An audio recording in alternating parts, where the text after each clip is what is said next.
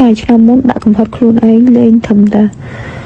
100ចាញ់100គឺឈប់លេងហ្មងឥឡូវអត់ទេណាហើយតែចាញ់ហើយដកលេងតខ្ទេចគ្រាន់តែយប់មិញបងចាញ់មួយយប់មិញហ្នឹង2ថ្ងៃបងចាញ់ឡើងអស់ 4000 បងបាក់ចិត្តណាអូនឯងជេរបងមើលឲ្យស្វាងមើលមកបងមុខលបែងមើលអូនឯងមើលមកយ៉ាងហ្នឹងបងមុខលបែងខ្លាំងបងលេងឡើងចាញ់អស់ពីខ្លួននេះបងដឹងថាយើងមួយខែពេញតាំងមុនចូលឆ្នាំខ្មែររហូតដល់លើបងមុខលបែងលេងលបែងរាល់ថ្ងៃលេងដល់ឡើងចាញ់អស់ពីខ្លួននេះគ្រាន់តែបងចាញ់លបែងឡើងចូល 25000 នេះ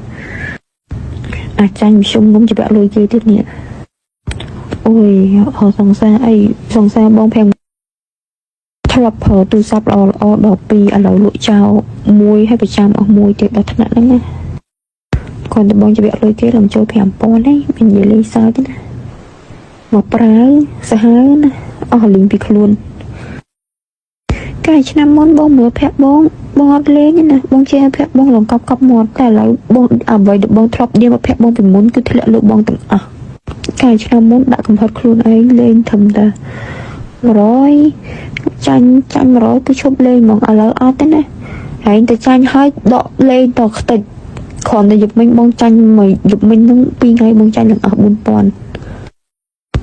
សង្សារបងអត់លុយបងឡើង2ដងយកលុយសងគេបងអត់សងគេបងចោលមួយទៀតយកលុយលេងលបាយទៀតលេងចាញ់ទៀតអូយជិះក្បាលហ្នឹងឥឡូវបងពងនៅចំណុចហ្នឹងសុយទឹកសុយអីនេះឡើងនេះហើយនៅតែគេអត់ផត់បងខ្លាចតែថ្ងៃណាមកបងថតមកផត់ឆ្នាំហ្នឹងឯងបងស្នៅសុកមើលការដើមឆ្នាំបងហាត់ប្រាណហាត់អីឡើងគីឡូអីនេះណាអត់បាក់ទឹកចិត្តណាគ្រាន់តែអញ្ចឹងបងប្រាប់ថាប្រពន្ធវាមកខ្មែរនិយាយមកនឹងមក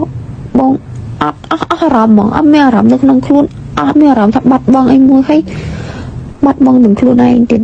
កាំងទាំងគ្រប់យ៉ាងទាំងអស់បងមានអារម្មណ៍ថាជីវិតបងស្មើសូន្យពេលដែលវានិយាយចឹងមកបងផ្លាញហ្មងទៅបងខូចចិត្តពេក